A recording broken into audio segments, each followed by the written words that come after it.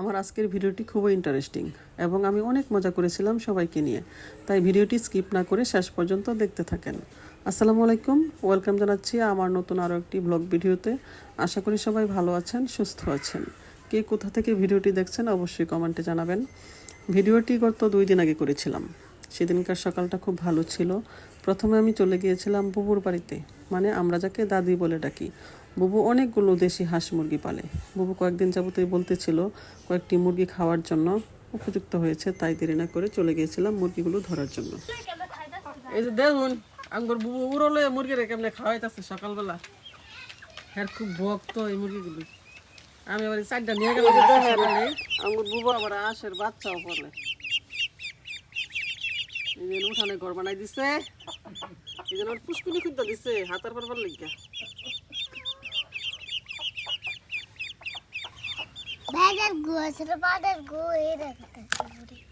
আরে তুই মুরগি খাস? হ্যাঁ দেশি মুরগি? হ্যাঁ দেখি তোর স্যারটা। দেশি মুরগির ঝুল খাইলে অনেক টেস্ট না রে? দেখেন দেশি মুরগি খাওয়ার চেয়ে দেখতেই ভালো লাগতেছে।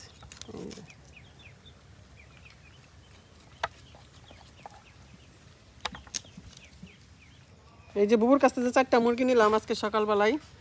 2টা জবাই করা হয়েছে দেশি মুরগি। এই যে দেখেন মাশাআল্লাহ ভালোই মাংস হয়েছে। এটা আজকে আমরা একটা রান্না করে খাবো, আলু দিয়ে ঝোল করব। দেশি মুরগির মাংস 2 পিস খাইলেই যথেষ্ট। এই যে দেখেন, এটা রেসিপিটা আপনাদেরকে দেখাবো ইনশাল্লাহ, দেখতে থাকেন। মুরগির মাংসটা বাড়িতে নিয়ে গিয়ে প্রস্তুতি নিচ্ছিলাম যে রান্না করব। এরপর দেখেন কি একটা অবস্থা, হঠাৎ করেই তুমুল ঢল বৃষ্টি শুরু হয়ে গেছে। বাহিরে 1 মিনিট দাঁড়ালেই সারা গা ভিজে যাবে, এরকম অবস্থায় বৃষ্টি হচ্ছে। আর বৃষ্টি দেখলে তো আমি একদমই ঘরে বসে থাকতে পারি না। বাচ্চাদের মতো আমিও বাইরে চলে যাই বৃষ্টিতে ভিজতে। বাহিরে বের হয়ে দেখি আমার চাচাতো বোনেরা, ওরা বৃষ্টিতে ভিজে অনেক মজা করতেছিল। ওদেরকে দেখে আমিও চলে গিয়েছিলাম আমাদের বাড়ির সামনের এই খোলা ক্ষেতের দিকে।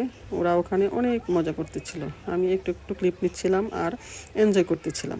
ছোটোবেলায় আমাদের এই সময়গুলো কতই মধুর কেটেছে, তাই না? খুব মনে পড়ে সেই সময়গুলো।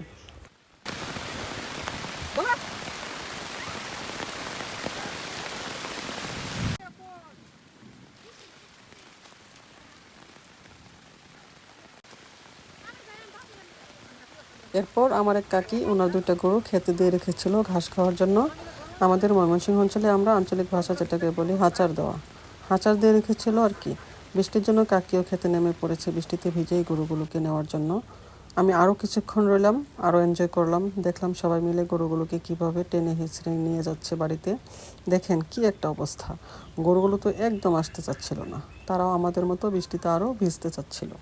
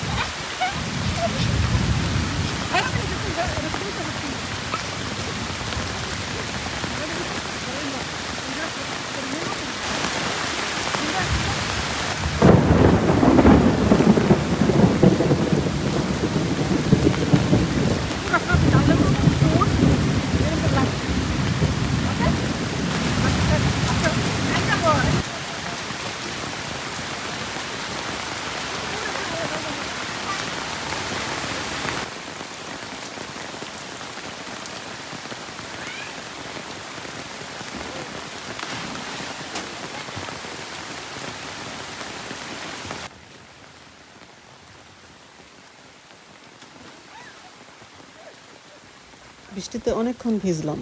এরপর ওরা এসেছে আবার পুকুরে সাঁতার কাটতে। এখানেও কিছুক্ষণ রইলাম। শেষের দিকে ভয় লাগছিল, একটু একটু বিদ্যুৎ চমকাচ্ছিল, তাই এখানে আর বেশিক্ষণ দেরি না করে বাড়িতে চলে গিয়েছিলাম। এই যে দেখতে পাচ্ছেন, এটা হচ্ছে পরদিন দুপুরবেলা আমার বউর কাছ থেকে যে মুরগিগুলো নিয়েছিলাম, এইগুলো রান্না করব আর কি। সেই ভিডিওটাই আপনাদের সাথে শেয়ার করছি কিভাবে দেশি মুরগি আমি রান্না করব। আজকের দেশি মুরগির গোশতটা আমি সকল বাটা মশলা দিয়ে রান্না করব। তাই সবগুলো মশলা দিয়ে আমি সুন্দর করে মাখিয়ে নিয়েছি। কষানো হয়ে গেলে আমি ছোট আলু সিদ্ধ করে রেখেছি ওটা দিয়ে দেবো। যে মাংসটা কষানো হয়ে গেছে, এখন ছোট আলুগুলো দিয়ে দিচ্ছি। আগে থেকে সিদ্ধ করে রেখেছিলাম। মাংস আলু দিয়ে কষানো হয়ে গেল। এখন আমি তো আমার দেশি মুরগির ঝোল রান্না করা হয়ে গেছে।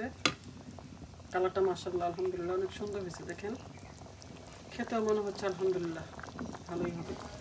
এখন তো আমার দেশি মুরগির ঝোল রান্না করা হয়ে গেছে। ভিডিওটি ভালো লাগলে লাইক কমেন্ট শেয়ার করতে ভুলবেন না। আমার আজকের ভিডিওটি এই পর্যন্তই। সবাই ভালো থাকবেন, সুস্থ থাকবেন। আল্লাহ হাফেজ।